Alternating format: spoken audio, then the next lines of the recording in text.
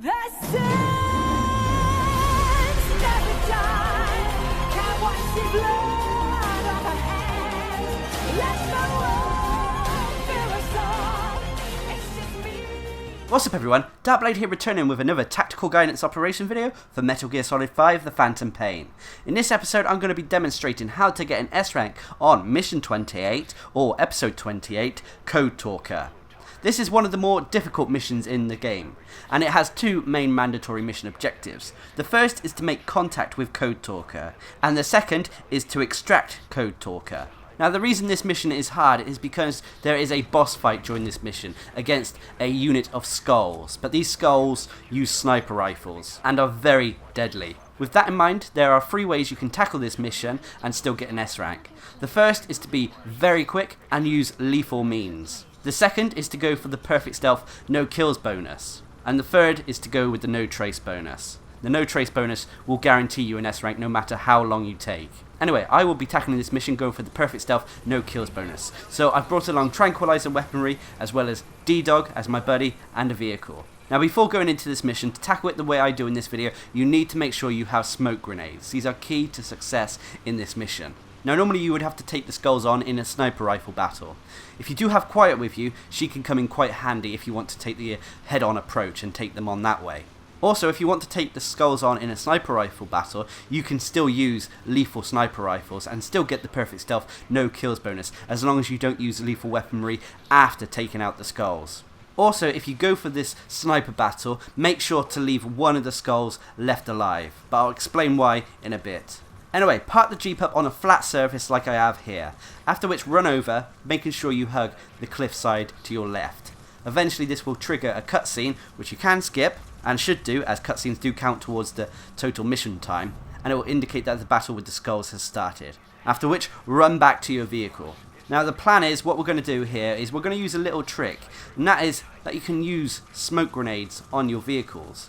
If you land a smoke grenade correctly on top of the vehicle and, well, tucked into the vehicle, it will envelop the vehicle in smoke and you will not be able to be spotted. This takes a little practice, as sometimes the smoke grenades can tumble out of the vehicle and you'll drive off without any smoke. The easiest way to make sure this has worked is when you do start driving, look behind you, and if you've got a trail of smoke coming behind you, then you'll know that the trick has worked. Now it is a case of we simply drive past the skulls. We don't actually have to fight them at all. This can be tricky as the terrain is quite rough here, so it may take you a few attempts to get this completely right. But if you follow the general route I take in this vehicle, you should make it through okay. Now you may notice there is no smoke while I'm driving here, but that doesn't matter as the smoke grenade is still in the car and technically makes the vehicle pretty much camouflage to enemies.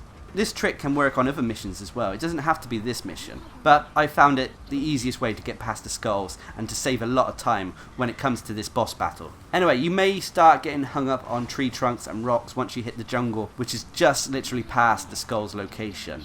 You can risk jumping out here, but there's still a chance the skulls might spot you.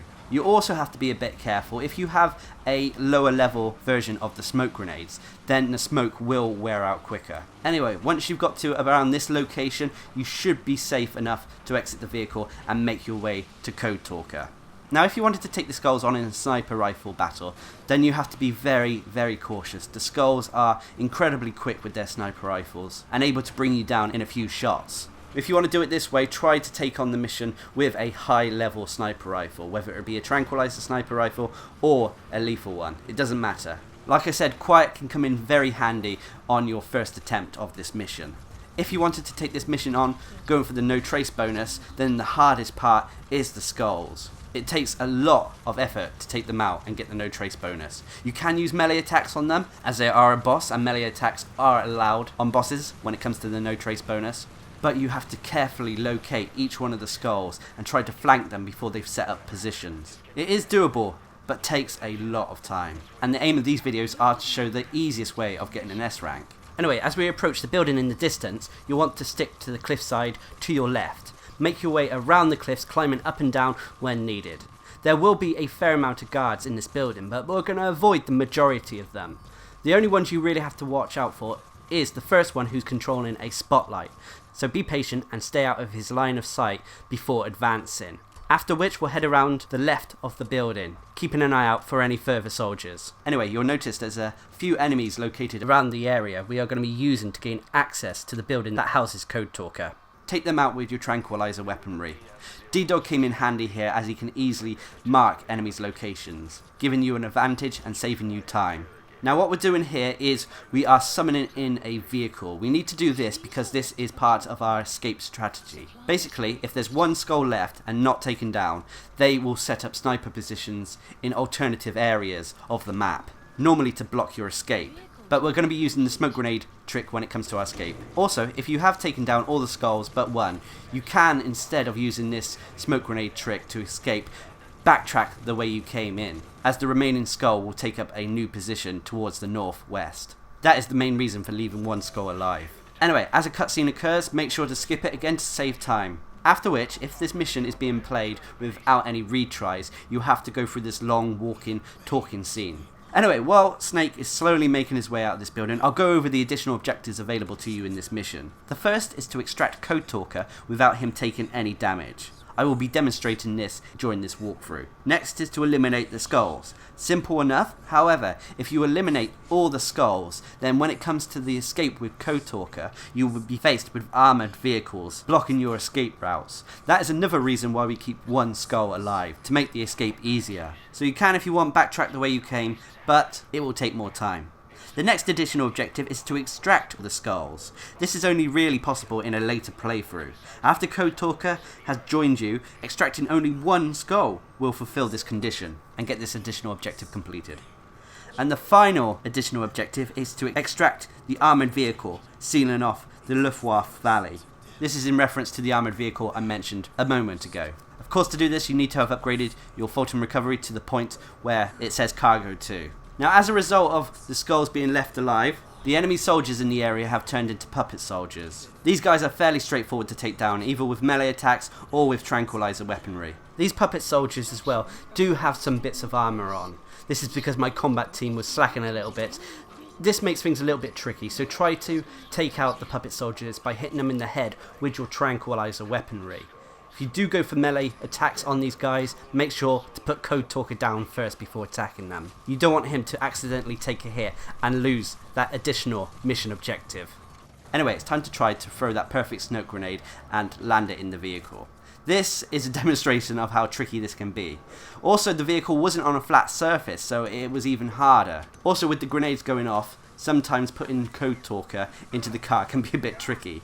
But anyway, once he's in, again, make sure before you drive off that you have all the smoke coming out the back of your vehicle when you drive off. If it's not, then you'll have to throw another smoke grenade. Here's an example of the smoke grenade trick not working. As you can see, there's no smoke coming out the back of the vehicle, which means it hasn't worked. So we need to park up and try again.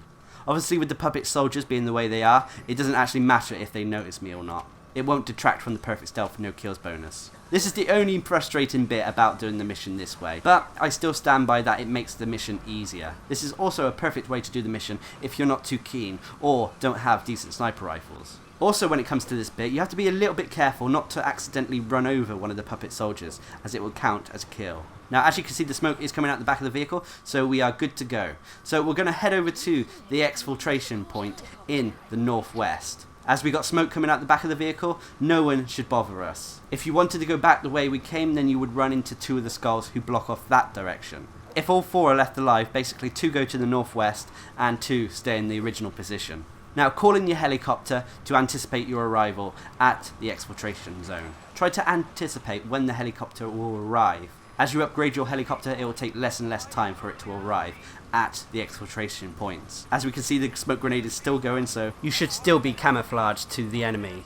Once we're out of the vehicle, grab Code Talker and stick him in the chopper to make your escape. This mission could be considered one of the more frustrating missions. The boss fight is quite tough and can lead to you taking unnecessary hits or even dying and having to restart. I wouldn't say this is the most perfect way to do this mission, but doing it this way and using the smoke grenades makes it a lot less difficult. Now, you can also do the mission this way on the more difficult version of this mission, which is the Code Talker Extreme version. There is no real difference. The only frustrating thing about doing the mission this way is trying to get the smoke grenades in the damn vehicle. But anyway, if you've done the mission like I've done in this video, you should have completed the mission in around a okay time, a lot less than it would be if you were taking them on head on with sniper rifles. As well as got that perfect stealth, no kills bonus, which should have granted you another S rank. Anyway, I hope this video helps, and I hope you do it better than I do. And until next time, I've been Darcblade, bringing you another tactical guidance operation video for how to get an S rank on Mission 28, Code Talker, in Metal Gear Solid 5, The Phantom Pain. Hope you enjoyed the video, thanks for watching, subscribe and like for more.